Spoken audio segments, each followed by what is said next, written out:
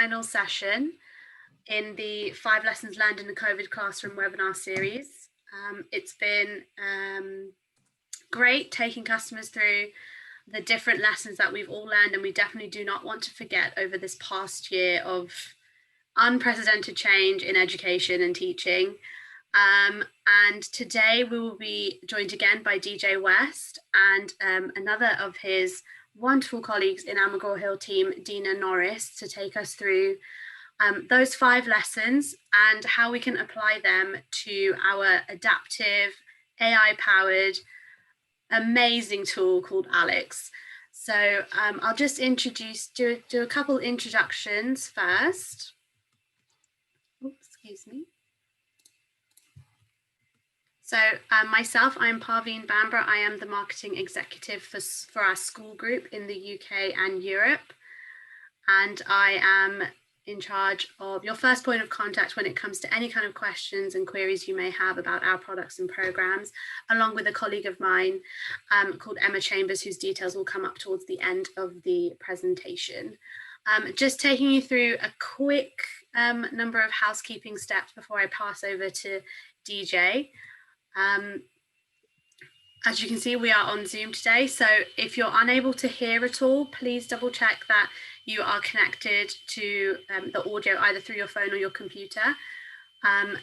If you are unable to hear us at the moment, just feel free to jump off and jump straight back in and connect to your device. That tends to work out better for most people. We're going to be having our Q&A discussion at the end, but please feel free to drop in any questions you have throughout the session.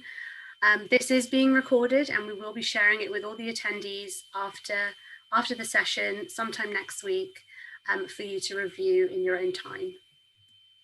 You can see here at the bottom of your screen, you have a couple of functions that you can use throughout the session to just show your engagement. So we've got the chat box and we've also got the Q&A box where you can drop any kind of comments or questions you have throughout. And just another quick intro of our speakers. So we've got DJ West, he's the National Director of Professional Learning for the school group. And we've got Dina Norris, the Personalised Learning Specialist, ASG in Maths. We've got them today joining us, and we're really grateful to have them here to take you through this wonderful session. So I am going to pass over to DJ and he can get started. Great, thank you, Parveen. And so we're gonna go into the session today, and I actually am really excited to share this with you. And the main reason is because I think there are lessons we've learned. So you notice the title, Lessons We've Learned in a COVID Classroom. And the subtitle is what's really important. It's things that we don't want to forget. So not all the lessons we learn do we want to hold on to, but there are some that have come about that are exceptionally important to us. So for the last year and a month or so, for all of us in education, our world has been turned upside down somewhat. So even thinking when the kiddos went back to school, back in the fall or summer, their school shopping was a little bit different because of the experience that all of us have had going through. And so we have experienced unprecedented times. But the thing I want you to think about is this. Education is typically very slow to transform. When we think about the things that are happening in commerce and business and shopping that involve technology and the rate at which those things have changed over the last 5 to 7 years, it's remarkable what is happening right now. And then we in education tend to follow what I would call is the slow road. We're used to doing things the way we do it.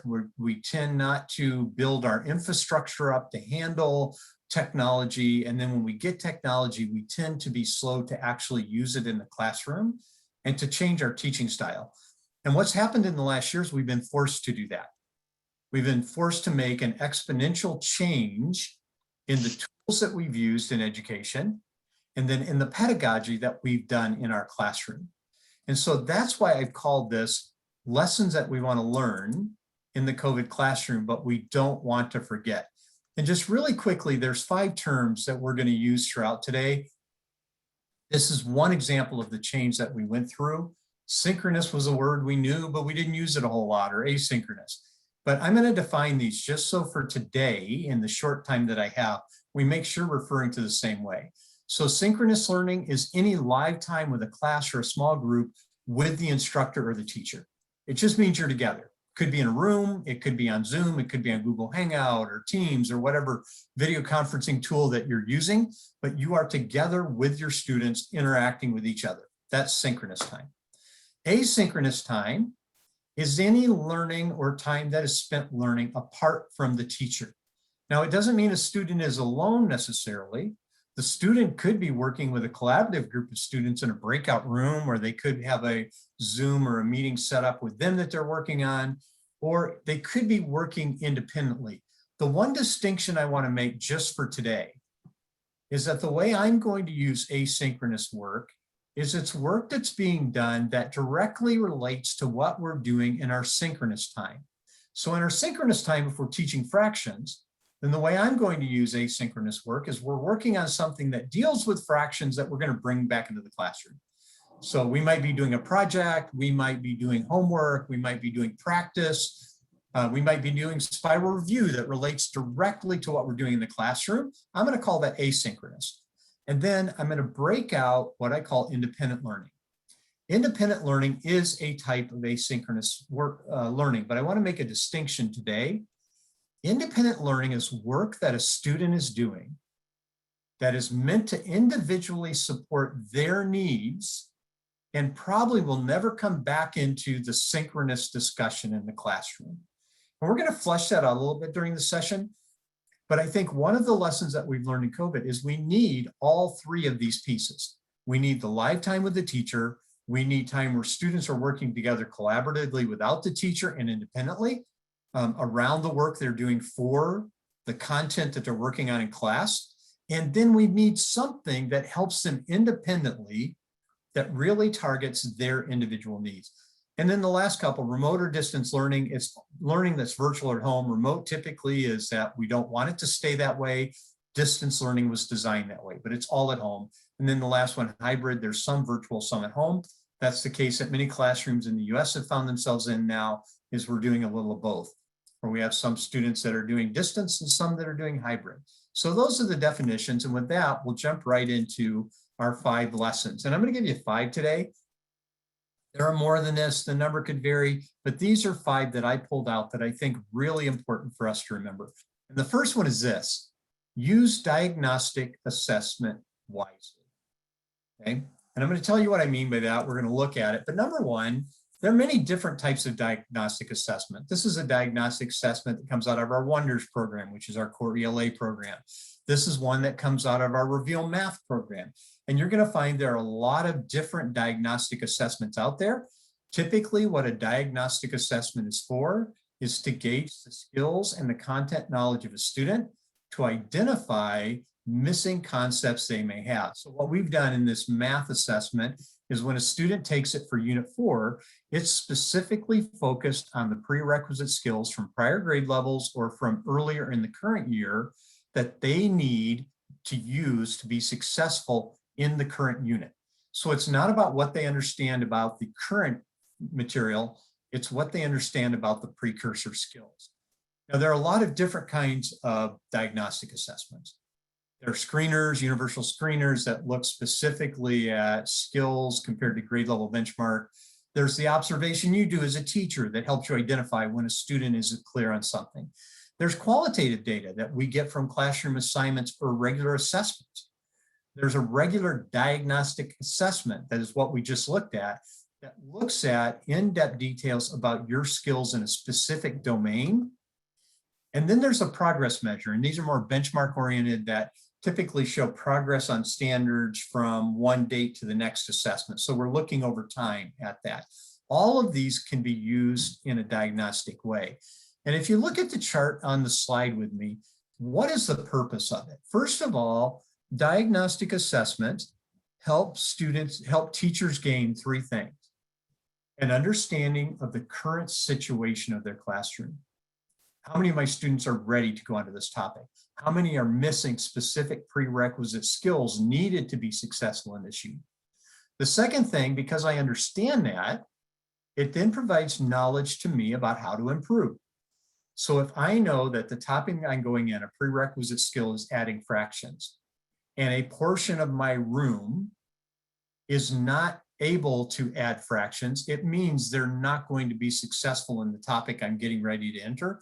So how do I improve? One, I have to help them gain the ability to add fractions. And then it also helps us identify what are the required resources we need to help them gain those prerequisite skills. Those three together allow us to take action and actually improve the learning outcomes of our students. Now, that's what we want at the end of the day. So in using diagnostic assessment wisely, these are some of the things it does. And I'm not going to read all of these to you, but there are a couple that I do want to point out.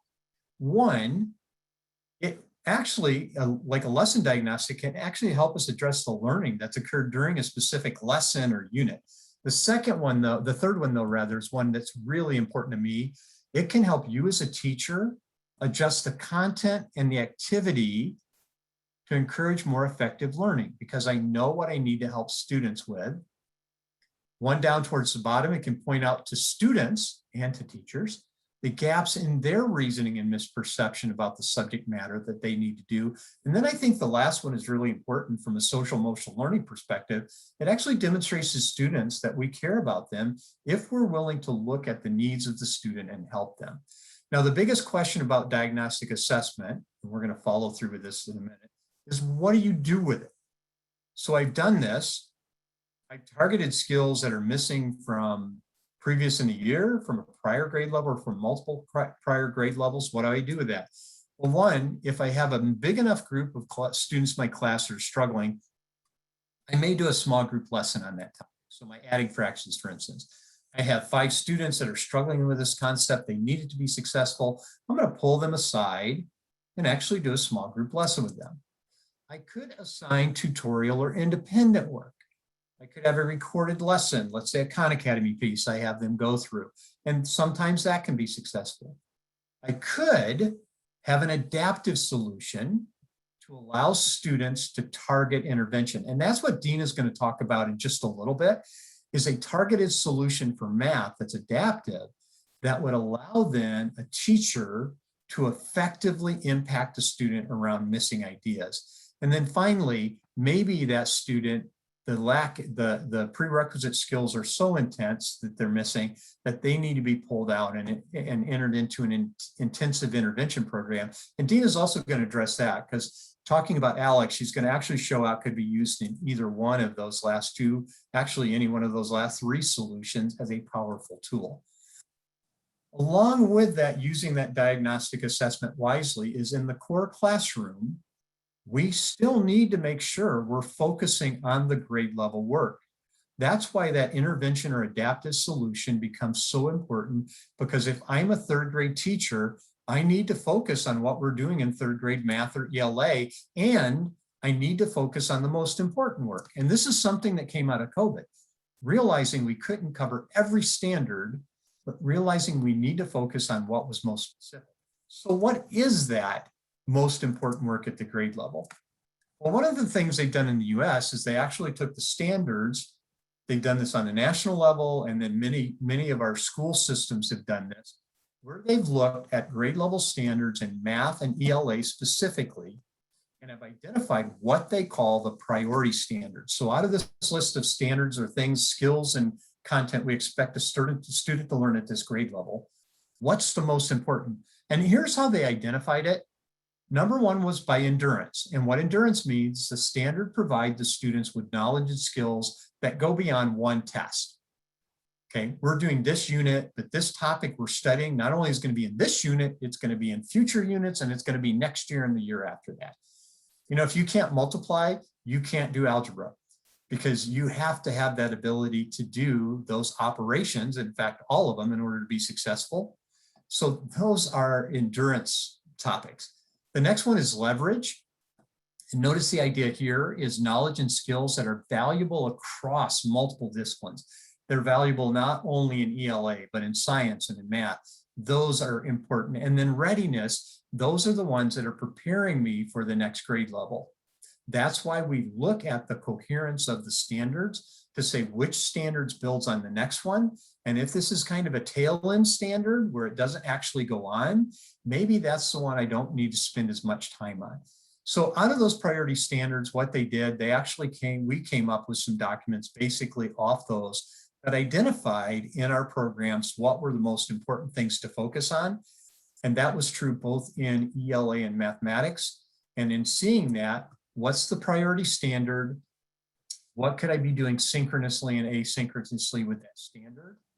But this again is why the intervention piece is so important. So if I'm focusing on the grade level work, how am I helping students recover the skills they need for the current grade level? Okay, so we did that and we broke those out. We looked at what might be optional based on those three ideas that we looked at of leverage, the extension and the longevity of those ideas, and then pulled those pieces out. And by the way, if you want to take a look at what was done on this, if you just Google priority standards for ELA and math, the first tip will take you to Achieve the Core, and you can download what they did on each grade level and what they considered was the priority work. Now, number three, the third one is the power of digital for teachers and students. This has been really interesting at McGraw Hill. For the last number of years, we've been creating powerful digital solutions that go along with all of our programs: math, science, social studies, language arts, health, intervention, and all of those things have a powerful digital.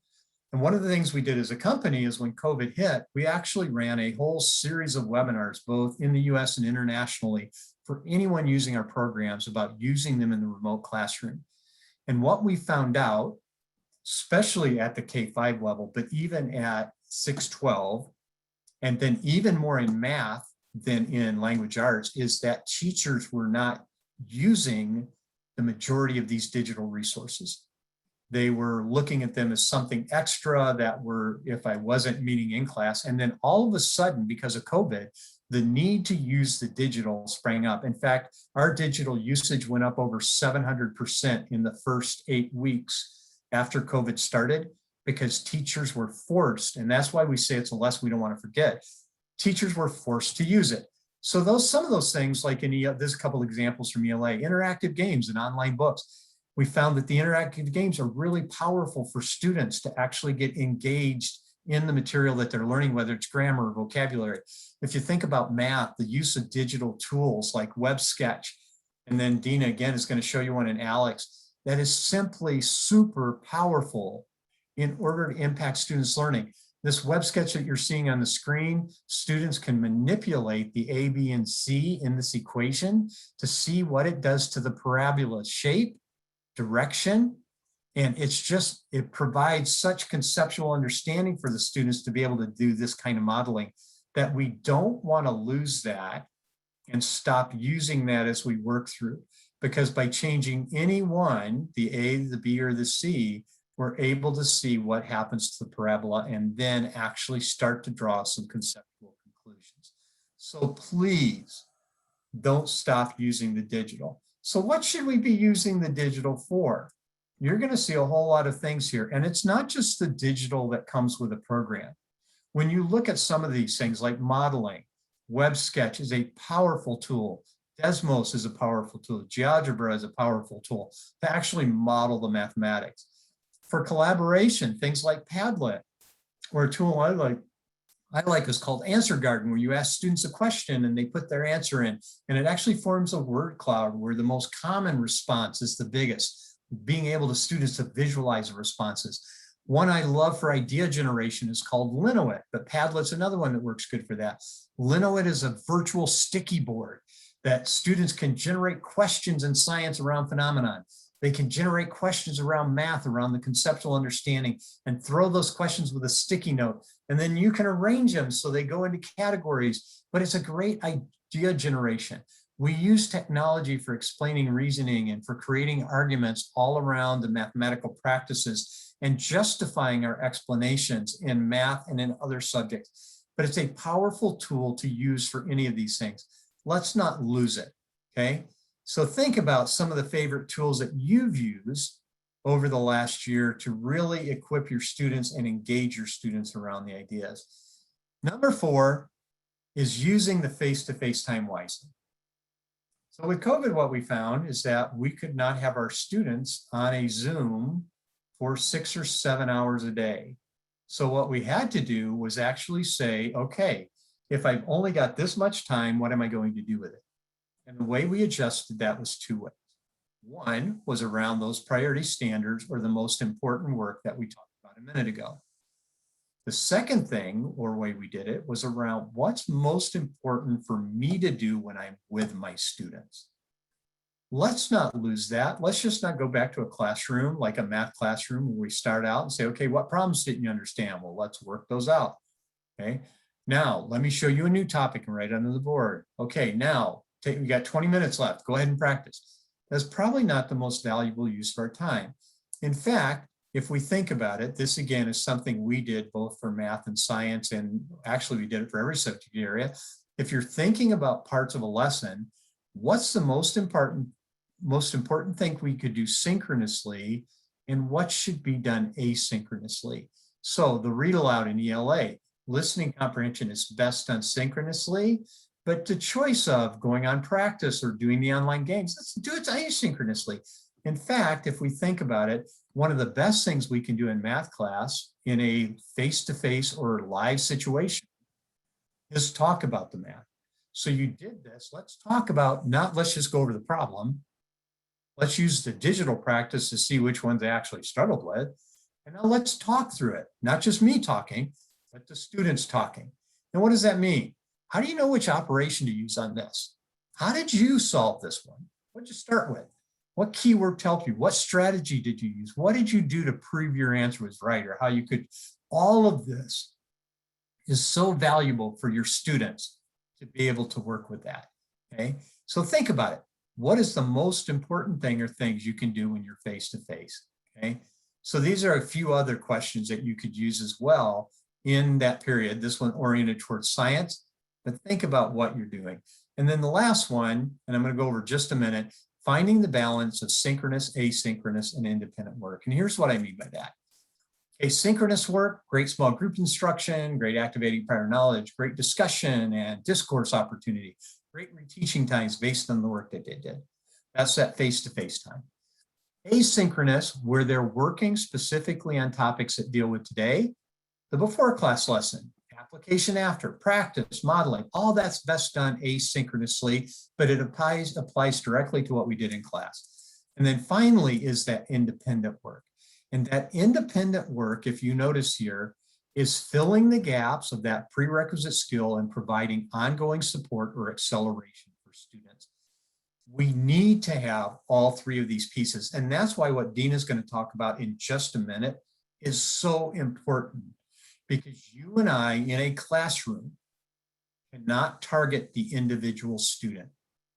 If we can scaffold for a couple levels, that's pretty impressive. But to meet the needs of every student is a real task, and especially in mathematics, because there can be so many missing gaps that impact a student's ability to move forward with the grade level content or future content they're working on. So one thing I want to mention with this is at McGraw Hill, we actually have 4 different programs that are great sources for independent work. ALEKS, Dean is going to talk about, great for grades 3 through past high school math. Smart Book, we have actually embedded in math, science, social studies, world languages. RISE is for grades like 3 through 10 to focus on specific standards in math and ELA. And then Redbird Math and Language Arts for our young learners, kind of in a way, doesn't mirror what ALEKS does, but kind of the same thing, filling in those gaps that students work on. But it allows students then to move in. And I'm going to save this part and just jump ahead because Dina's really going to touch on that work. But I just want you to remember these programs help complete that triangle of synchronous, asynchronous, and independent work for that. So these are 5 lessons from a COVID classroom. Use diagnostic assessment wisely. Focus on the grade level work, okay? It means we have to take advantage of that independent piece, okay? Knowing where our students are. The number 1, use your face-to-face time wisely. Don't forget the power of technology. And then the last one, finding that balance of synchronous, asynchronous, and independent work that have come out of our knowledge, but also what's happened with COVID. So with that, I'm going to stop sharing, and then I'm going to turn it over to Dina to actually walk through an example of something that relates to what we just talked about. So Dina, take it away. All right. Well, good morning, everyone, or I guess it's afternoon there. It's morning for me. I'm here in Georgia.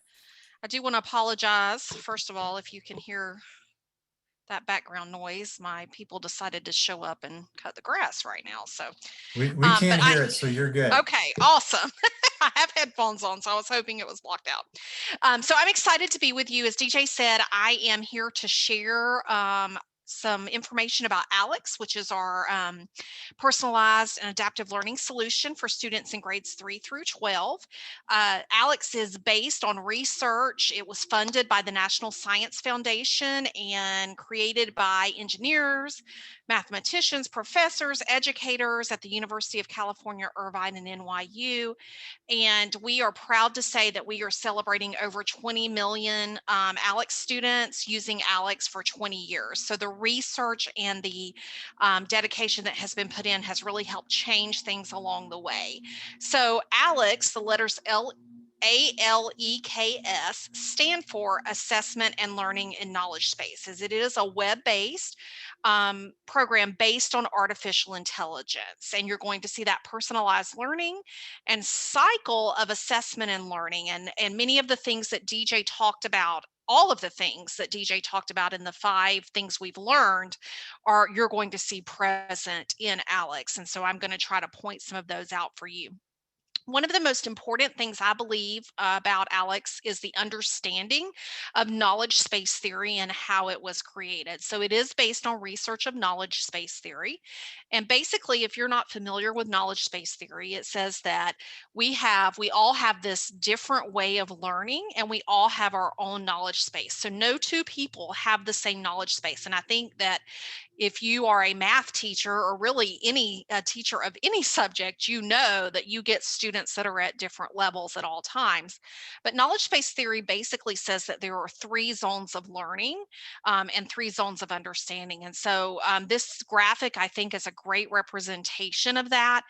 It shows that students have this knowledge that they already know, the things that they can easily recall, they've learned. It's drilled into their brain. If you ask them the question, they're going to recall it. That's all that stuff in the green zone. And then everything they don't know yet is in the yellow and red. And so what knowledge space theory really focuses on is that, number one, we need to assess them to know where they are in their knowledge space.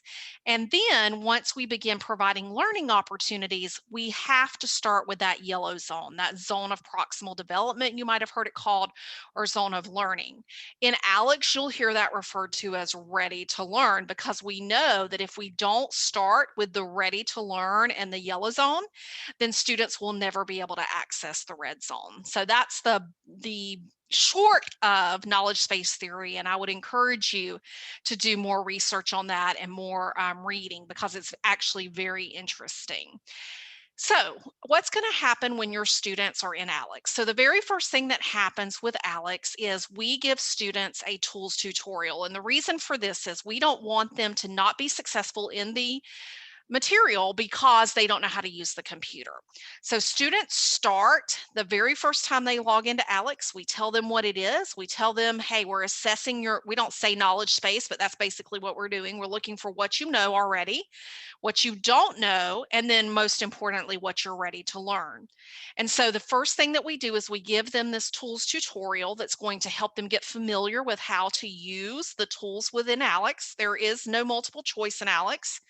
And so students do have to work the questions out and be prepared to enter their answers. So we want to make sure that they're prepared to do that, including using the graphing tool. The second thing we do is we provide a knowledge check for them. And this is that assessment DJ's talking about, or one form of that diagnostic assessment, where we can determine, again, the student's knowledge space. What do they already know about this subject area? So when we place them into ALEKS, we're going to place them into a subject area. For this demo purpose, I'm using Algebra 1. But whatever grade level you teach, remember ALEKS goes all the way down to grade 3, all the way up to grade 12, with a variety of different high school courses, as well as there is excuse me, courses above 12th grade. We go into the higher ed arena. But whatever class they're in, we're going to start with that initial knowledge check. And so this is just a sample question of an Algebra 1 knowledge check. This is question 1. The knowledge check always starts about midway through the course, and then it's going to adapt and personalize for every student. So no two students are going to see the same questions. There is no item bank. This is all built on artificial intelligence and an algorithm generator. So based on how the students answer this question, we're going to adapt and personalize. And so the whole idea is to determine through the knowledge check what the knowledge space of your students are. And so we represent that knowledge space at ALEKS in what we call an ALEKS Pie. So every student, once they have finished their initial knowledge check, will come out with something that looks very similar to what you see on the screen here. This is the ALEKS Pie for this particular student. And so this ALEKS Pie represents their knowledge space. All of the colored area are the things the student has already shown that they know. So in the knowledge check that they took and successive knowledge checks that we'll talk about, I know that this student knows 248 topics and they're represented by the colored space. The gray area is all the things I don't know from Algebra 1 yet. And so I see the green zone, basically the colored area, and I see the yellow and red zone in the gray space here. I also, as a student, can see that same information by domain over to the right. But here's where the beauty of ALEKS comes in and really where the difference maker is. So once my ALEKS Pie, my knowledge space, has been identified, remember one of the things that DJ talked about was that we then need to take that and be able to use the power of a digital solution. And so what's going to happen with ALEKS is students are going to press Start My Path. And when they do that, they are going to be taken into what we call the learning path here. And so you'll notice on my screen that I have Introduction to the Product Rule of Exponents. So one of the things I want to remind you is that when we're looking at the student's path, they have all this gray area that they've got to fill in. But remember that gray area represents yellow and red. And so what the learning path does is it then takes that gray space, we call it our gray area, and narrows it down to have students focusing on ready to learn topics.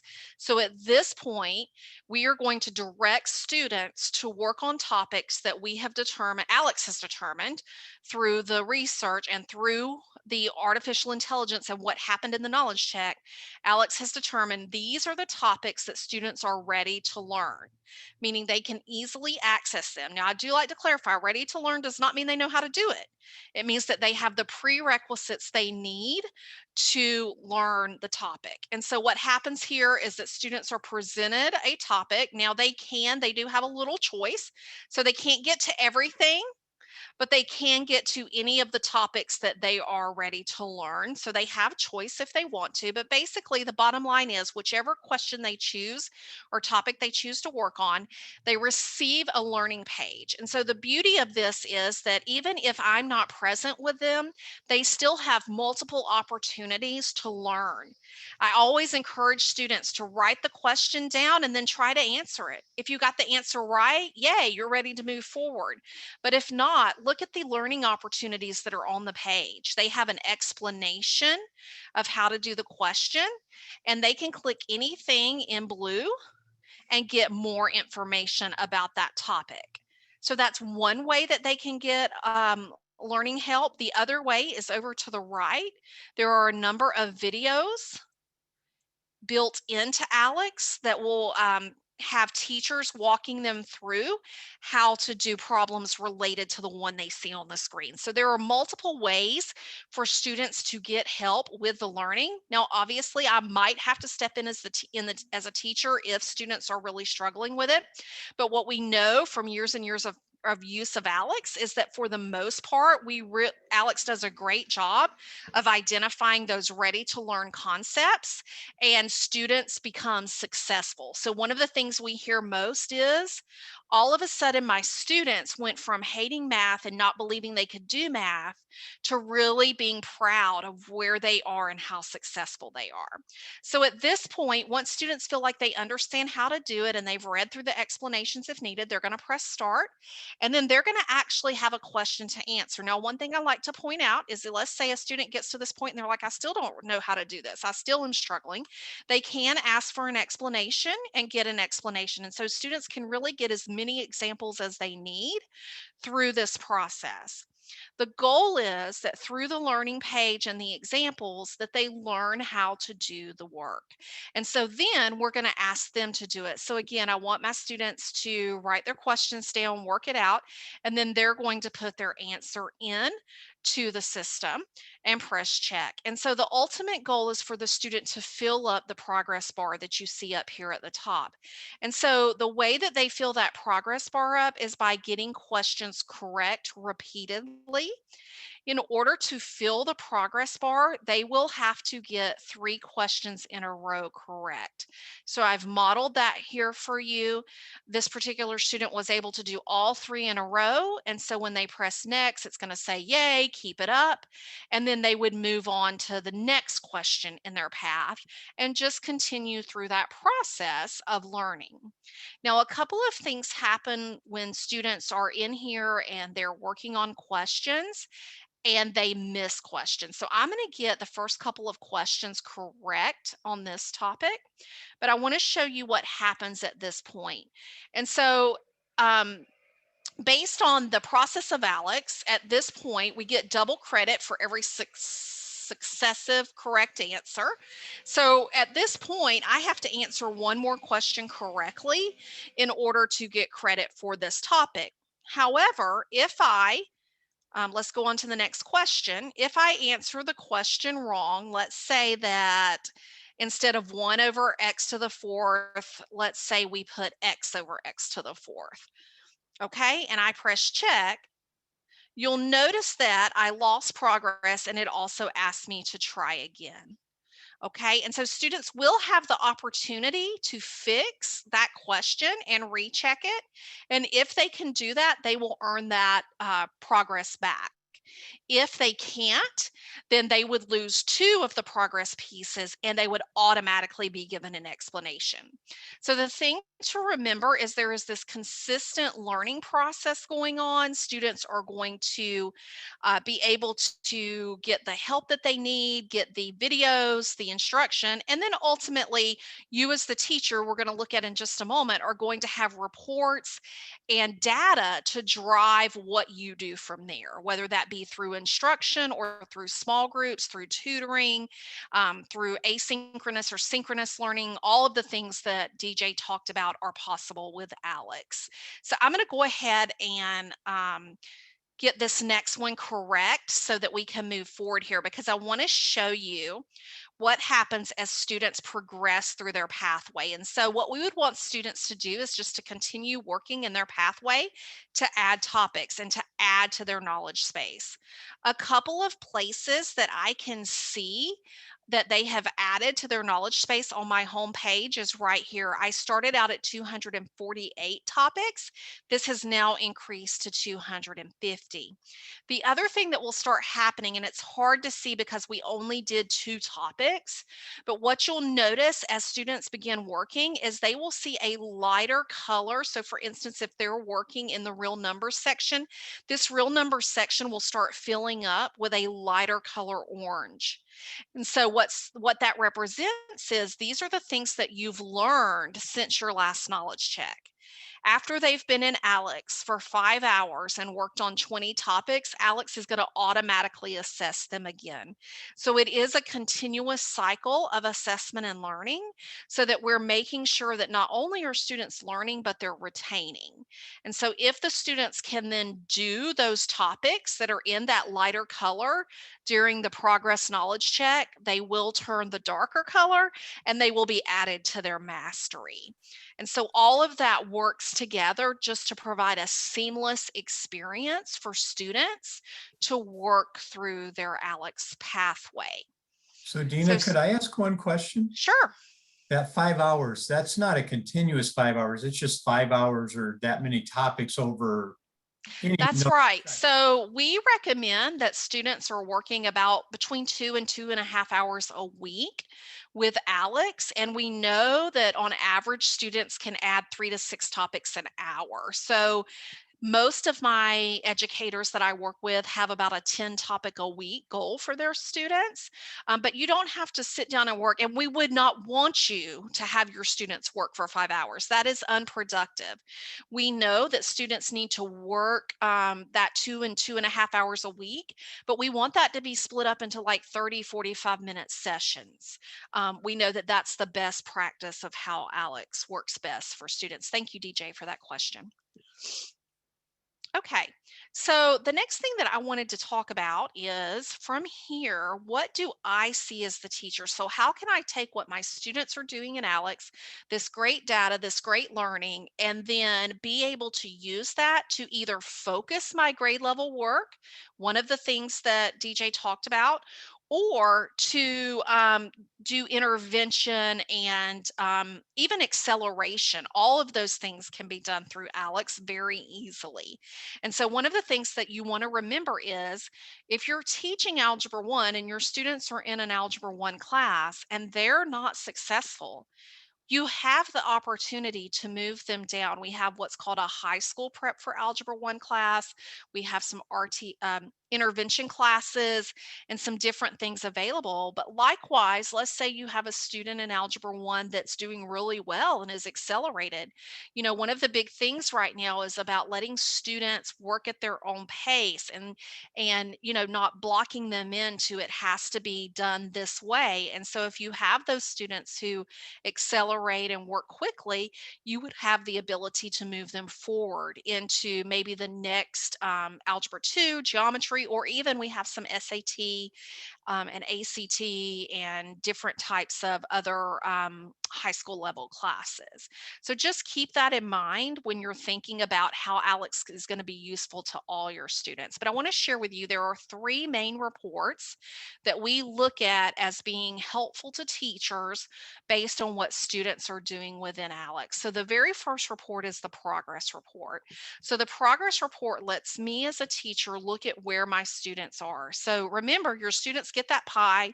It tells them how many topics they've learned, what percentage they're at of all of the topics. But you don't want to have to click into every student's account. That would take way too much time. So as a teacher, I see all of my students listed and I can see their progress right here.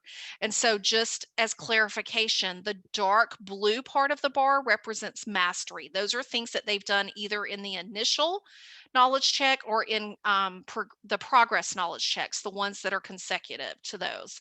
The lighter blue represents what they've learned since their last knowledge check. And that's also represented by numbers here. First number is mastery, second number is learning.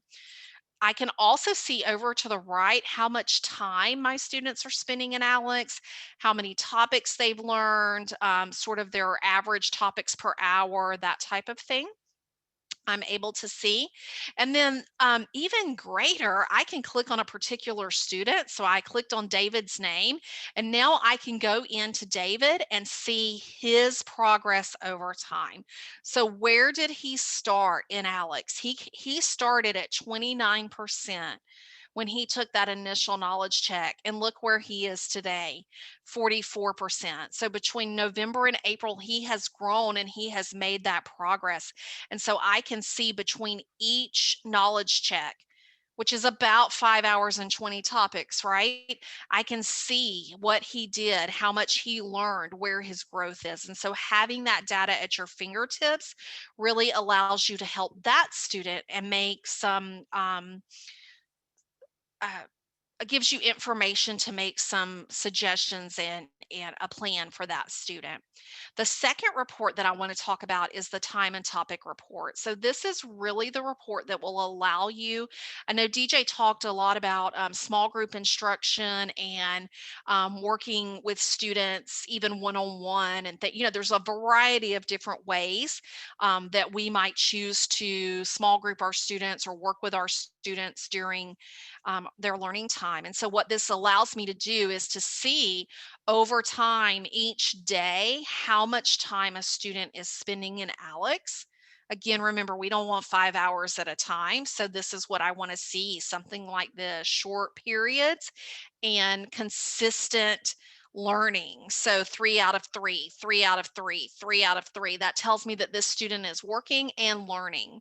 And so I'm able to see for every student and can just take a quick glance. And so if I see something that concerns me, such as maybe this 2 out of 4, 1 out of 2, and I think, well, that this student was in for an hour and 5 minutes and it says they learned 2 out of 4 topics. I really want to know sort of what was going on. I can click again on the student's name and see their particular time and topic report, which will show me where they learned. Now, I do like to make clear that learning, which is represented by the blue here, does not necessarily mean they didn't miss anything. It means that they persevered. So you just saw what I had to do as a student to learn. I missed a question. I went and got help, and then I was able to continue and learn that question. That's what blue represents. So blue means that they persevered and they learned the topic. Orange means that they were not able to learn it. So they were in there, they were working on it, and then they came out and moved on to something else because they were not able to learn it. And so I'm interested in those situations. And so I can click on a particular bar. It will tell me the date that the student worked on that particular day. It will also show me which topics the students worked on and which ones they learned. So this is a good example of the fact that with equivalent fractions, the student actually missed the first question. And remember, they were given an opportunity to try again and they missed it again. And so you'll notice that once they missed it, they were then given an explanation. And so on that explanation, they were able to understand and then persevered and learned it. So that gives me information. But the one that I'm really concerned about is right here, because they got one right and then they missed one and then they got 2 in a row. Well, what happened after 2 in a row? Why did they continue to miss? So I can click on any of these checks or X's. And well, first of all, I can hover over any of them and see how much time they spent on the particular question. But even further, I can drill down. I can see what the question was, what the answer should have been, and what their answer was. Now, this is a sample demo account, and so that's why it says you did not provide an answer, but for your students, you would actually see the answer that they provide.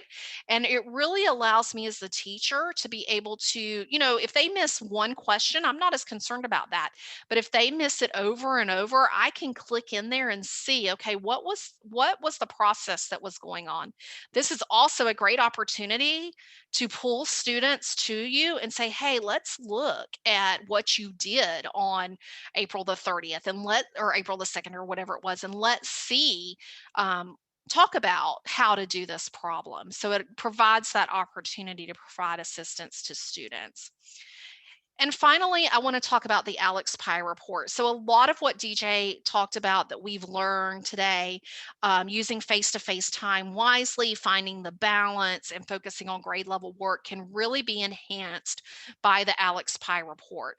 So the first thing the ALEKS Pie report does is it shows me an overall average for my class, and then it will provide for me the top ready to learn topics. Now, this is an overall. I've chosen to look at the entire pie, but if you were teaching a particular domain, you could click on that slice and see the top ready to learn topics for that slice.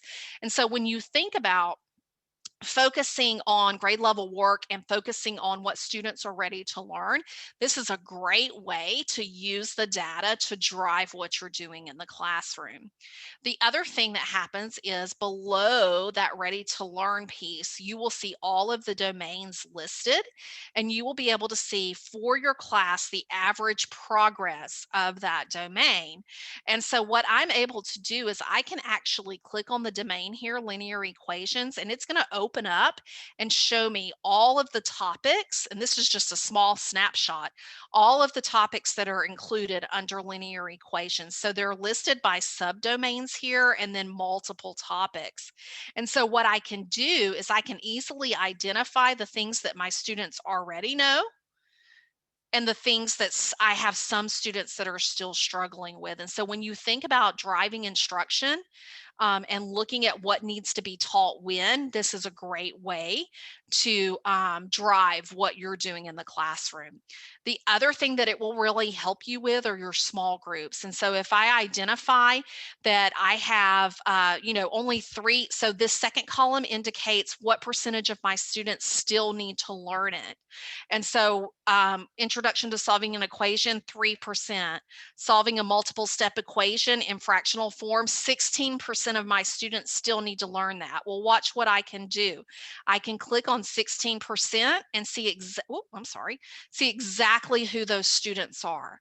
And so I could then form my small groups based on the data that I have.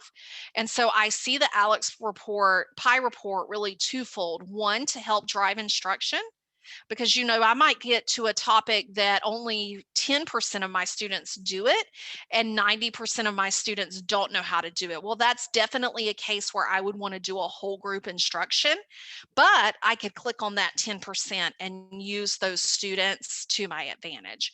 And so having the data at your fingertips is really going to help you to do all of the things DJ talked about in the beginning of our session today. So I hope that this has been informative and helpful. Thank you for listening and joining us today with this information. And I guess we'll turn it back over to, I'm not sure, but maybe answer some questions. Parveen, yeah, we'll turn it over to Parveen. And if you have questions, please throw those in the chat for us. Great. Thank you so much, DJ and Dina. That was an amazing session. I haven't got any questions come through as yet, but please do feel free to drop them in. We've got about 4 minutes to work with. But while you do that, I will just quickly let you know how to stay connected with us. So we have a number of social media channels that you can communicate with us on. We've got LinkedIn, Twitter, and Facebook. And if you've got any burning questions, maybe you don't have any right now at the end of the session and they might come to you a little bit later on, please feel free to drop them to us on email at ukschools@mheducation.com. Or as I said beforehand, my colleague Emma Chambers, she is the account manager for UK and Europe, and she can support you in any way you need. Her email is there on the screen right now, emma.chambers@mheducation.com, along with her contact number. And of course, you can have a browse of all the amazing products that we offer, including ALEKS, on our website at mheducation.co.uk/schools. So I don't believe we've got any questions come through. So I think we will say thank you very much for attending. This is the last session in the series. All the recordings, if you've missed the first 3 sessions, will be available very soon to you at the start of next week, and will also be available on our website in due course. So great. Thank you very much for joining, and have a lovely day and evening. And thank you so much to DJ and Dina once again. Thanks. Bye-bye. So much. Have a great afternoon. Bye-bye.